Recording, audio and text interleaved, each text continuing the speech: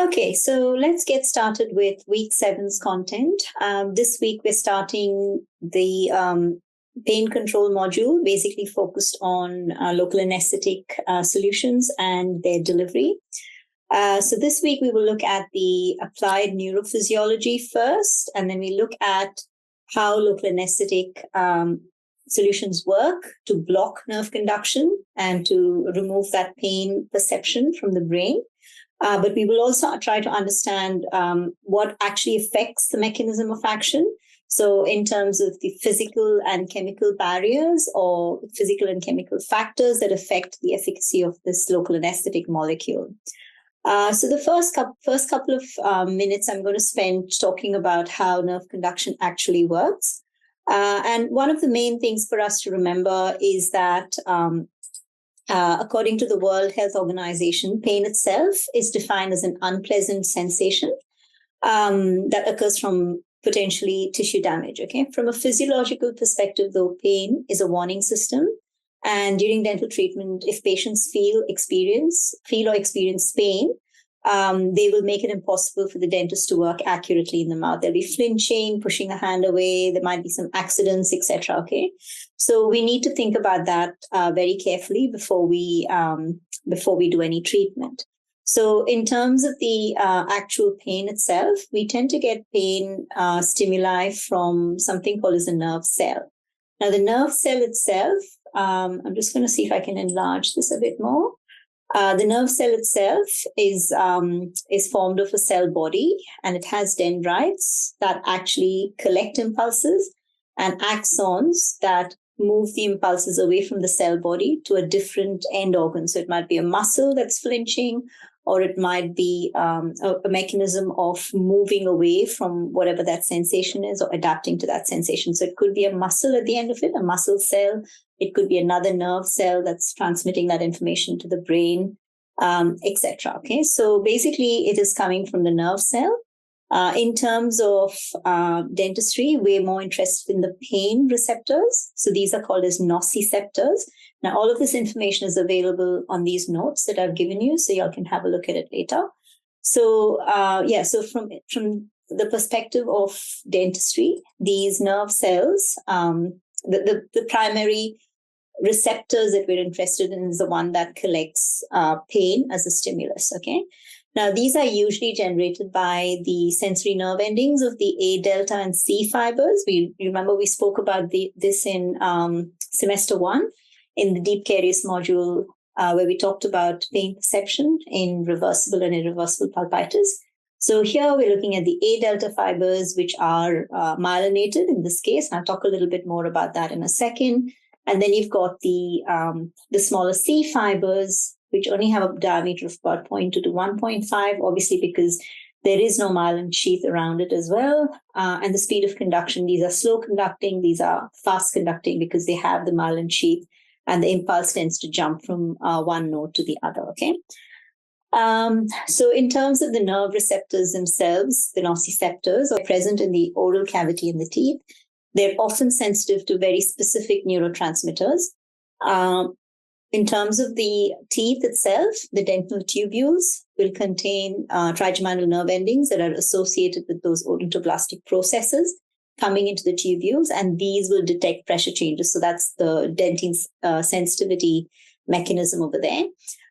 You also have odontoblasts. If they are damaged, they can release calcium and adenosine triphosphate, which is ATP, that can also stimulate those trigeminal nerve endings that get into the teeth.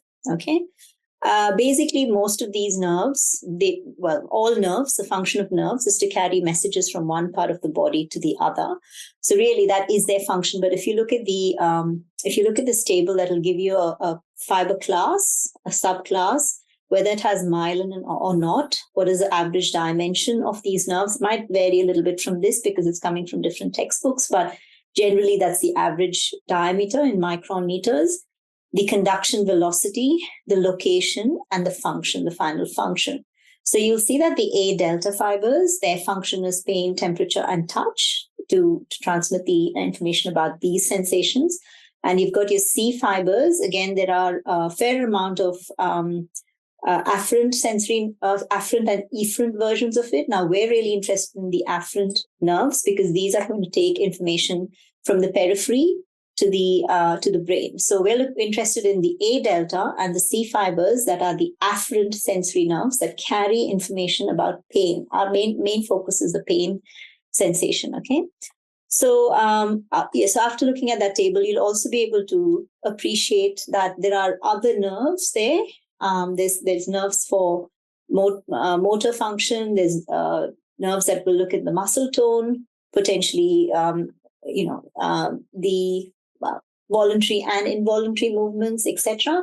Now, we're not really looking at a neurophysiology class here. We're just interested in the specific nerves that will affect our dental treatment. Okay, so we're going to go ahead and look at how the impulse is generated as such. Now, at rest, you've got cells surround the nerve cells or the neurons, which is this one here, these axons or even around the dendrites. You'll actually have a semi-permeable membrane. So these will be a semi-permeable membrane that's usually only permeable to water. You tend to have a selective ion pump, okay, that pumps potassium into the cell and sodium ions out of the cell. Now, they're both positively charged cells, positively charged ions. So if you have 3 being pumped out and 2 being pumped in, you'll tend to have a negative gradient on this side of the membrane, which is the intramembranous area. And the extracellular, the extramembrane fluid will tend to be a bit more positive. Okay, so there's a concentration gradient of sodium and potassium ions across this membrane at rest.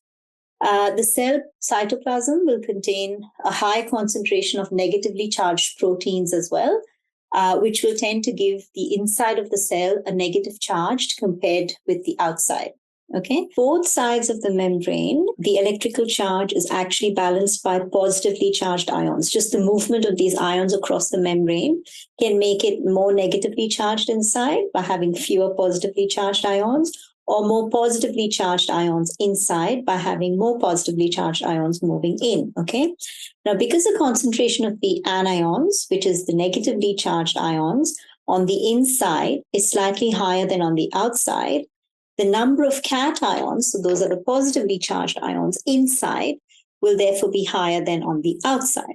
Okay, so you'll tend to have more negatively charged ions in here than outside, and more positively charged ions out here than in here. So that maintains a negative transmembrane potential difference of negative 70 MV. Okay, this is called as a resting membrane potential. And in this state, the membrane will still contain ion channels that will open that will either be open or closed. The ion channels can be activated by an electrical stimulus. So they can be activated, they can be voltage gated. They can be activated by a chemical stimulus. So they can be ligand gated, or by a mechanical stimulus. Okay. So when these ion channels are open, the potassium ions, when these channels are open, the ions will move along the concentration gradient. So the natural tendency is for the positive ions to be moving inwards, because obviously it's more positive outside and negative inside, okay? The potassium channels are open at rest. So the potassium ions will try to leave, but because there's a relative abundance of anions or negatively charged ions inside the cell, these are really the proteins that are in here, that will counteract the effect of these cations or positively charged ions moving outwards. Okay, so at rest, even though the potassium ion channels are open, the ions don't move out more than the 2 going out and the 3 sodium ions coming in. Now, what will happen is, when there is a stimulus of some sort to the nerve membrane here, there will be something called as a braided potential happening. So the sodium channels will get activated, and they will open up and they will allow more sodium ions to come in. Okay. So these sodium ions are moving as soon as these channels open, the sodium ions are moving towards the gradient and they're coming inside the cell. Okay. These are usually stimulated, the receptors really are usually stimulated by some substances, some specific neurotransmitters, or they could be activated by mechanical trauma. It could be some sort of tissue damage, etc. When tissue damage happens, certain substances are released, such as bradykinin, histamine, serotonin, prostaglandin E1, and interleukins. These will activate the nociceptors and lower their threshold, sensitizing them to get activated, okay? So when activated, as I said, the sodium channels will open, there'll be a hole in the membrane, these ions will start moving in, and then this is basically what happens. This is called as depolarization, okay? Now, if this is slight, the equilibrium is quickly restored at this stage here. The equilibrium will be quickly restored, and there will be no action potential for nerve impulse to be propagated, okay? So if the threshold reaches a minimum value of, say, minus 50 MV, it actually causes a threshold potential. Now, there's an all or none effect there. If it doesn't reach minus 50, then it doesn't have an action potential. If it is below minus 50, it just becomes a graded potential that goes nowhere, okay? It just goes back to equilibrium fairly quickly. This action potential, the minus 50 from minus 70 to minus 50, it is dependent on the duration and strength of the stimulus itself that is causing the depolarization, but also the status of the receptor that is being affected. So this membrane polarity gets reversed fairly quickly, and we'll see what it does over here. I'll come down here. You'll see that the membrane polarity gets reversed quite quickly when it's minus 70 at resting. It has a stimulus of some sort, causes a small graded potential, gets the threshold. At this threshold, the neurons start firing up, okay? So it starts to go to zero and even goes a little bit positive over there as well. Allows the impulse to be propagated down the nerve cell or the fiber at this rate. Now, if it's myelinated, that will jump. So it'll jump from one node to the other. It's called a saltatory conduction, so it's much faster. If it doesn't have a myelin sheath, then it's continuous. So the the potential starts to move along the fiber, okay? Now, what will happen for repolarization, for it to go back to equilibrium? So it goes all the way up to plus 40, and then it starts to repolarize. Now, the repolarization is determined by the potassium ions that are inside the cell. So these potassium ions that are inside the cell, and they're ready to go out anytime, right? So as soon as the sodium channels close, they usually open only for about a millisecond after they're stimulated. So as soon as they close, what will happen is the potassium ions start moving outwards. Because it's more negative now outside, the potassium ions will start moving outside to try and bring it back to equilibrium. So if it's brought, when it's doing this, this is called as repolarization. Okay, so it's going from plus 40 all the way down to where the threshold was, and then even below to resting membrane potential. At this stage, there's a little bit of hyperpolarization occurring as well, because the potassium ions keep going out. And so this basically is a refractory period here. During this point, a new action potential cannot occur because it has hyperpolarized a little bit as well, okay? Now, the number of potassium and sodium ions that are moving in and out is very small at this stage. So you'll have a look over there, it's your depolarization. You've got a depolarization, repolarization starts, goes all the way back down, even below the resting membrane potential, and then it's at equilibrium again. So that's basically impulse formation. It just gets moved down the membrane, and the energy for that is basically propagated. It's basically released all the way down the fiber rather than at one point, okay, rather than from the stimulus. It keeps moving down, and you tend to have the sodium-potassium equilibrium all the way through. Now, why is this important for us? We need to remember that the key bits over there is that the action potential itself is a transient depolarization of the membrane, which can result from a brief increase in permeability to sodium, and usually also from a delayed increase of permeability to potassium, okay?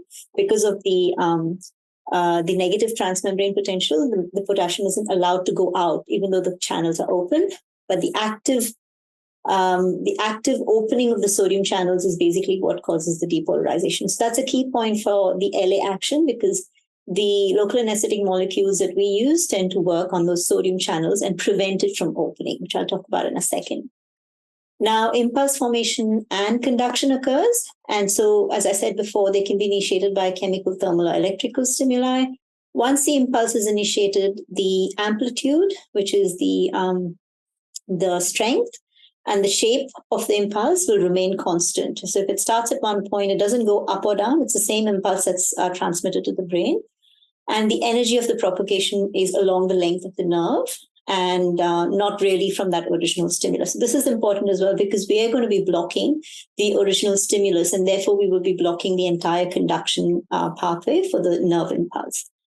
The next thing we want to talk about is local anesthetic agents itself. So the loss of sensation in a circumscribed area of the body caused by depression of excitation in the nerve endings or inhibition of that conduction process in the peripheral nerves is basically what local anesthesia means. Okay, so loss of sensation is anesthesia, and local in a specific area, in a circumscribed area of the body, where you're literally just causing it to stop for a second from being able to create an action potential. Okay, so the main thing for us to remember is that local anesthetics will produce this loss of sensation without inducing a loss of consciousness.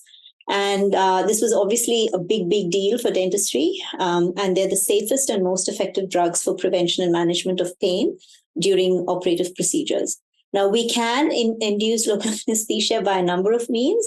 You can cause it by mechanical trauma, low temperature, and anoxia. So mechanical trauma is like hammering the nerve or touching the nerve. Low temperature, so icing it. Anoxia is removing the oxygen supply from that nerve. Chemical irritants, neurolytic agents. Now, all of these are not really suitable for use in dentistry because it's not reversible a lot of the time. It's not controllable. So we tend to use chemical agents called local anesthetics, which will give us a transient, sort of temporary effect, but also something that is reversible, okay? Now, specifically, because we're injecting it into a patient or into a person, it should be non-irritating to the tissue to which it is applied. There should be no permanent alteration to the nerve structure. Ideally possess low systemic toxicity, shouldn't have any systemic effects, okay? It should be effective when it's injected into tissue and effective when topically applied to mucous membrane, so we can use it for topical anesthesia. It should have a short time of onset, so it shouldn't be taking 15 minutes to 30 minutes for it to even start working. It needs to work fairly shortly in a fairly quick manner. It should act for long enough to complete a procedure, but not so long as to require extended recovery. Now, normally, if you're talking about a block, like an inferior alveolar block, the duration of action sometimes is about 4 to 5 hours, depending on how well the anesthetic was applied. But you don't want it to be lasting 24 hours or 48 hours or even longer, okay? Because that'll actually be classed as paresthesia or extended anesthetic effect. So it should be sufficiently potent, sufficiently strong for complete anesthesia without need for harmful concentrations of solution. This means we want to be able to get a good local anesthetic effect with a very dilute version of that solution. We don't want to be putting a huge amount of that drug into the body. It should be relatively free from producing allergic reactions. Now, allergic reactions to local anesthetic is very rare to the actual solution. But potentially in the past, we've had allergic reaction reports to the preservative that has been added to these anesthetic solutions. So you might see occasionally an allergic reaction, but it's potentially something else that is in that commercially available solution, okay? It should be stable in solution, but readily undergo biotransformation in the body. Now, this means that this should have a good shelf life and shouldn't need to be stored in special conditions, okay? It should be available for use over months or years rather than days. But when it is in the body, it should be transformed and absorbed by the body fairly quickly, again, like in hours rather than days or weeks. It should be sterile or should be capable of being sterilized by heat without deterioration. Usually the cartridges that we get from the manufacturers are sterile. We don't need to do any sterilization process. Now, technically, not all anesthetic solutions in use today will satisfy all of these criteria, but all of those in use will definitely meet the majority of these criteria that I've listed. Now, in terms of the action of local anesthetic, it sets up a chemical roadblock between the source of the impulse and the brain. Now, if you look at that diagram here, if you're having a stimulus over here, what you're going to be doing is you're going to be depositing local anesthetic solution at the trunk of that nerve, at pretty much where it enters the mouth.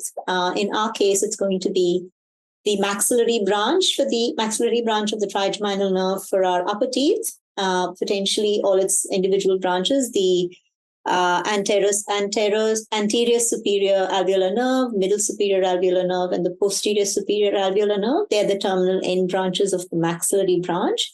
And then for the mandibular teeth, we tend to block the inferior alveolar nerve, which is again one of the end branches of the trigeminal, mandibular branch of the trigeminal, and the lingual nerve, as well as the mental nerve. So those are the nerves that we will be trying to block. And coming back to the specific action of local anesthetics, as I said, you're going to be setting up a chemical roadblock between the source of the impulse and the brain. So therefore, that aborted impulse cannot be interpreted as pain as such by the brain. Okay. So what it does is when you use your anesthetic solution, what it's going to do is it's going to alter the resting potential over here that we've got. Okay, so we've got that resting potential. It's going to actually make this a little bit more exaggerated. Okay, so even if there is a little bit of depolarization, the resting potential will be a lot higher than what the normal resting potential would be.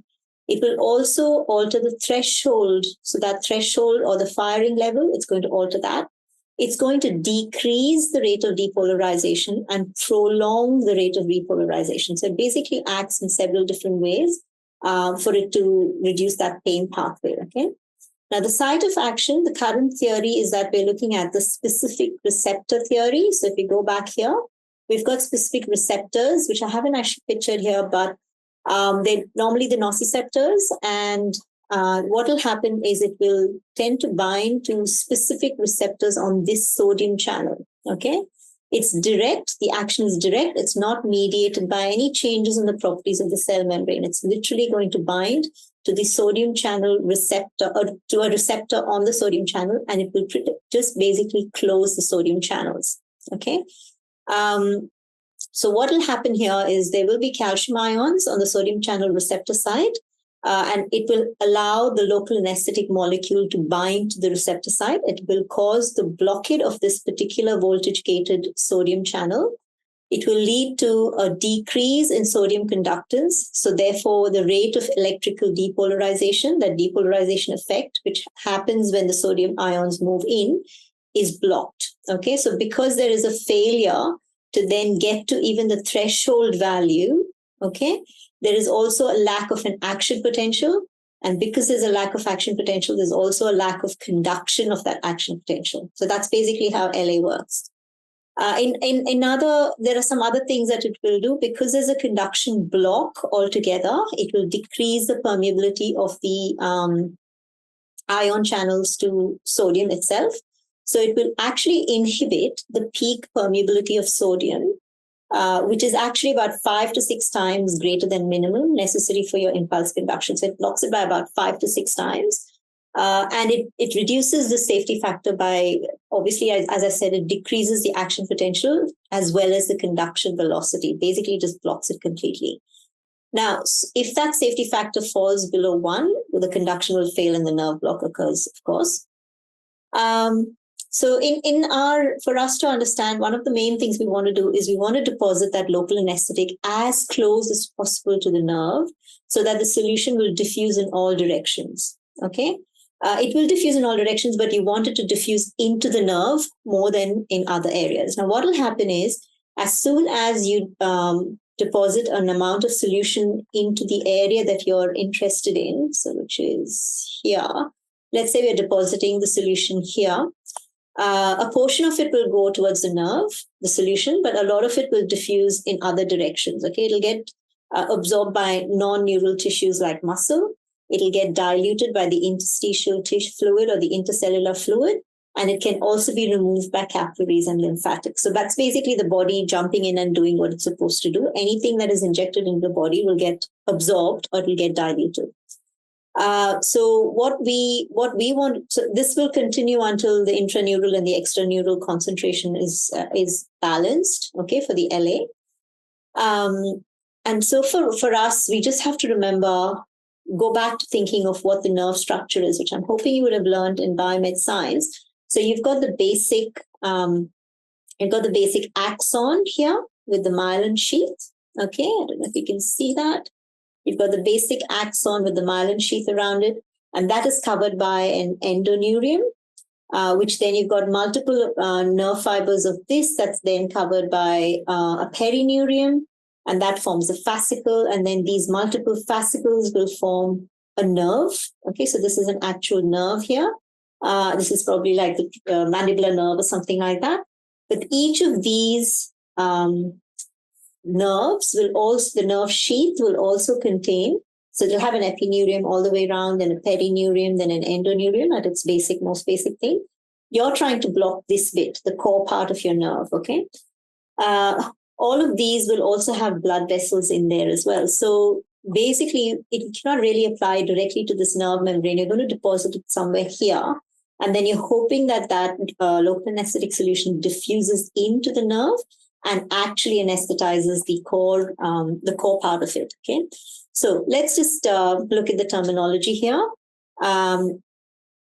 So if you have local anesthetic solutions that are able to diffuse better through all of these obstacles to that core part, that's an advantage. Now, diffusion itself is the unhindered migration of molecules or ions through a fluid medium under the influence of a concentration gradient. So if there's a low concentration area and a high concentration area, technically the solution should be going from the high concentration to the low concentration part of it. Now, several things are going to affect it. Local anesthetics will readily diffuse through this first layer, which is a loose epineurium.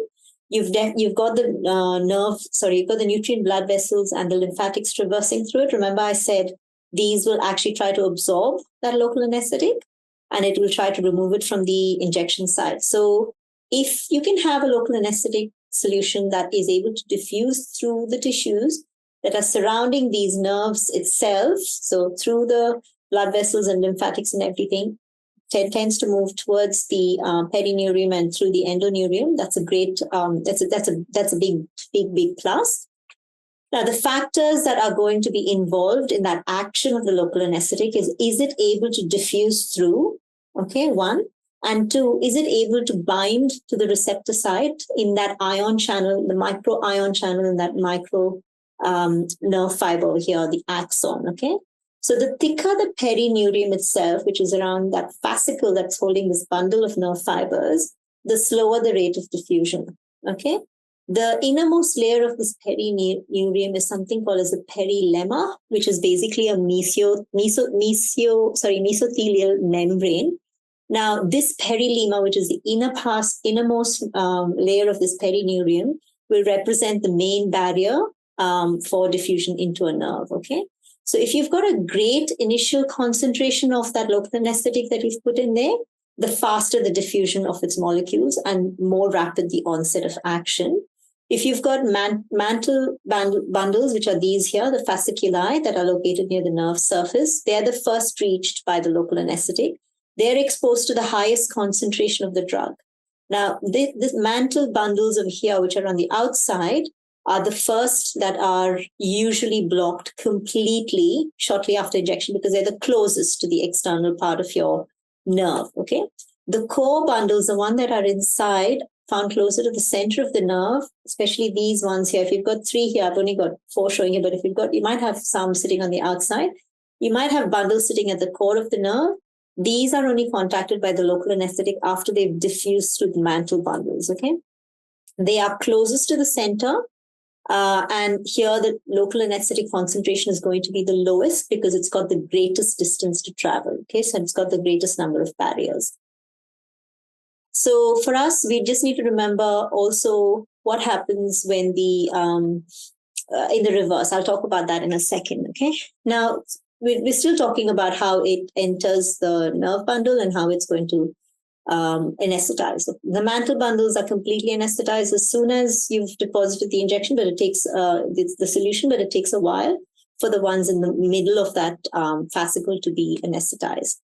Now, when we look at the actual local anesthetic molecule, you tend to have 2 types. You've got the charged form of it or the ionized form of it, and you've got the uncharged or the lipid-soluble free base form. Now, if you've got an uncharged lipid-soluble free base form, that is the one that is going to diffuse through the nerve sheath.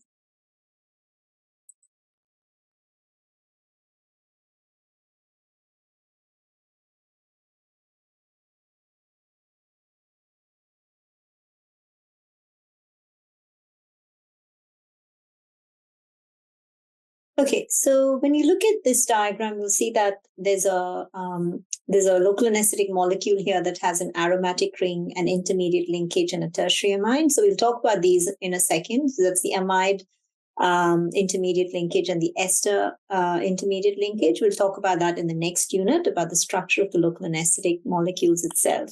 But what we're going to talk about right now is the efficacy of these LA molecules to diffuse past those barriers that we just spoke about in terms of the, particularly that peridyma over there, at the innermost layer of the perineurium. And so one of the things that's going to control this is the pKa and the pH of the solution itself. Okay, so in terms of the injected local anesthetic itself, it will exist in equilibrium as a quaternary salt, which is this pH plus, which is the base, and then the ionized version of it, and then a tertiary base. So the proportion of each of these is determined by the pKa, or the dissociation constant of the anesthetic, and the pH of the actual tissue. So the lipid-soluble base, this base is really essential for the penetration of the both that epineurium that I spoke about, as well as that perilemma. So once the molecule reaches the innermost axoplasm of the neuron, the amine will gain a hydrogen ion, and this ionized quaternary form is actually responsible for the actual blockade of that sodium channel. So the equilibrium between the ionized form and the free base form is determined by the pH of the actual tissues and the pKa, or the dissociation constant of the anesthetic itself. Okay, so I've got that information here. You've got the uncharged lipid-soluble free base form. I've put it as Rn, but it's basically the BH that I had on the other diagram, is responsible for that diffusion, as I said. So you want the dissociation equilibrium, and that dissociation equilibrium occurs when the pH is actually equal to the pKa. So it should really be 50% cation and 50% base in the solution. Okay, so because all local anesthetic molecules in general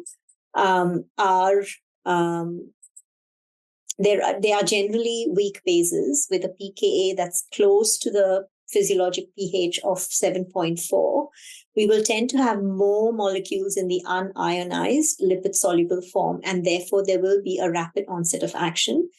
Conversely, the higher the pKa, the more ionized it is. So ionized drugs are poorly lipid-soluble. So what I want you to remember is that when you've got, I'll just show you this diagram here.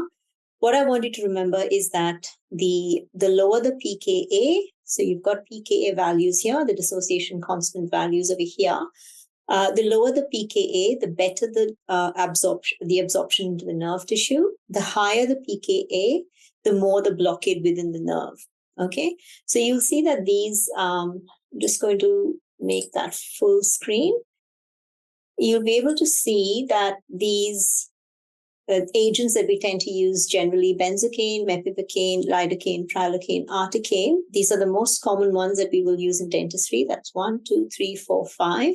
The rest of them, and bupivacaine as well, we'll use that one over there. So it's 1, 2, 3, 4, 5, and then bupivacaine.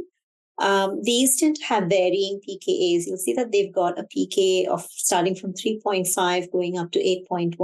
So if the pKa is lower, there's better absorption into the nerve tissue.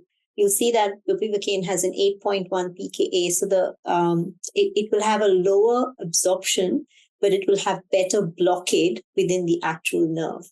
Okay, so that's just something for you all to remember, because this will be important in selection of the local anesthetic. If you're getting issues with actual action, you might be able to use a different local anesthetic agent.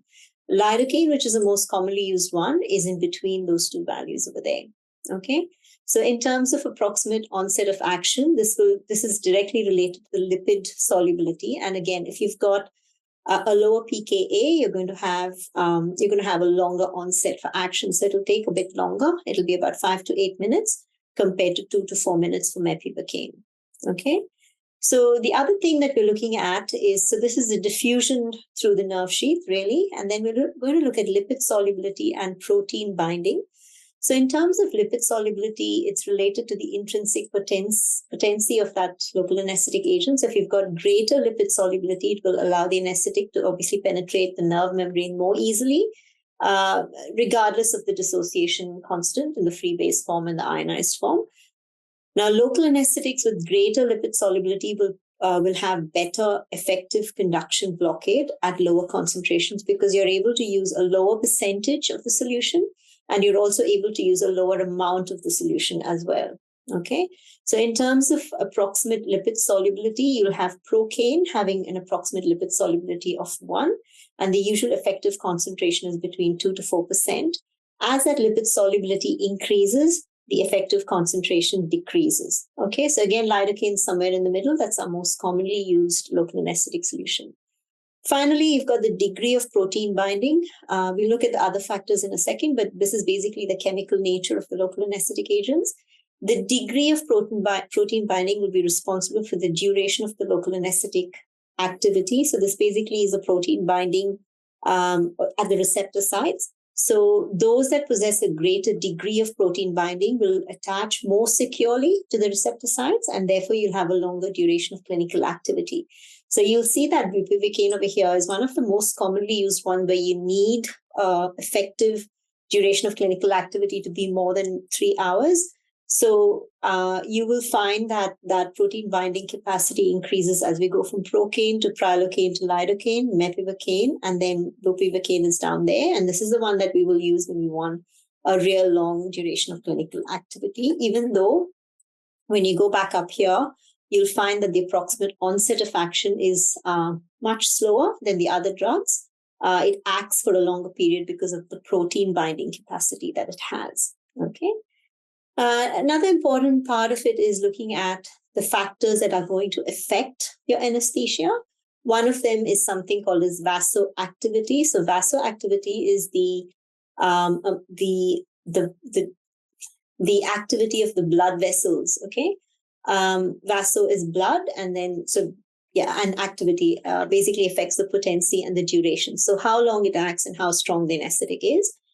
So if you've got an anesthetic with a greater innate vasodilatory property, where it actually allows the blood vessels to expand and allow blood to come out, it means that the injected material will be absorbed and carried away from the site fairly rapidly by the cardiovascular system. So you've got a shorter duration of anesthesia and a decreased potency of the drug. Most of our amide local anesthetics are intrinsically vasodilatory, okay? As I said before, we've got the amide and the ester. I'll talk about them in a second in the next unit. So in terms of factors affecting anesthesia, tissue pH is going to be a big factor. The pH of the local anesthetic solution itself, as well as the pH of the tissue into which it is injected, will greatly influence the nerve blocking activity. Acidification of tissue happens when there's inflammation. Okay, so that acidification of the tissue will decrease the local anesthetic effectiveness. So the pH of normal tissue is 7.4, and the closer it is to 7.4, the more effective the local anesthetic drug is going to be. For reference, the pH of an inflamed area is about 5 to 6, okay? So if you've got an inflamed tissue and you inject anesthetic into that area, you can expect to have inadequate anesthesia. You might need to deposit more, or you might need to pick a different anesthetic solution if you're able to. Local anesthetics will usually contain epinephrine or another vasopressor, which is acidified by the manufacturer as well. So we add the epinephrine to counteract the vasodilatory effect of the anesthetic agent, so that it's not picked up as quickly by the cardiovascular system. But those containing epinephrine will also have a pH value that is much lower than a solution that doesn't have epinephrine. Okay, so that's another thing for us to remember. So it's not just the pH of the tissue, but also the pH of the solution. Most of the time, your lower pH is definitely going to produce a burning sensation on injection, as also a slightly slower onset of anesthesia. Elevating the pH can speed up the onset of action, increase clinical effectiveness, etc., make it more comfortable. But a lot of the time, this isn't suitable for anesthetic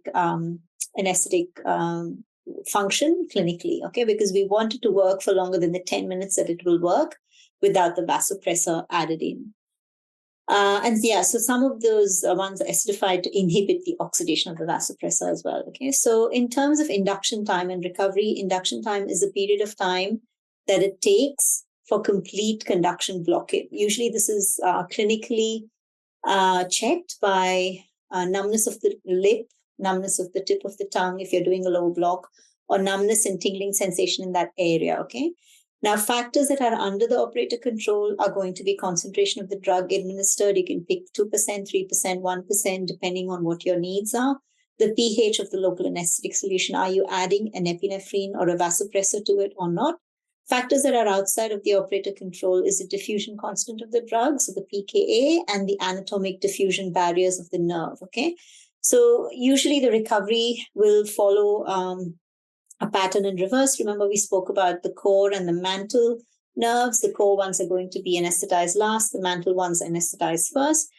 In terms of reversal of the local anesthetic effect, usually the concentration gradient is reversed as the extraneural concentration decreases. So it's being picked up by the blood vessels and being transformed. There's biotransformation happening.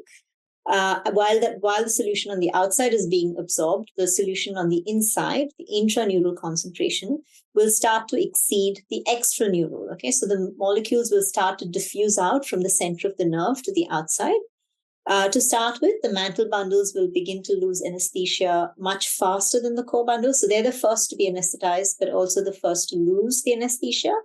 And what will happen is, as the mantle bundles begin to lose anesthesia, the local anesthetic within the core bundles will start to diffuse back into the mantle outwards.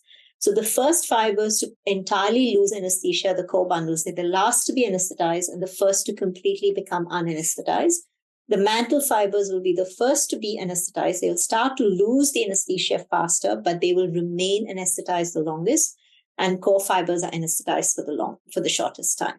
Okay, so that concludes our first unit, and then we will move on to the second unit that's going to talk about the clinical applications. Thank you for your time.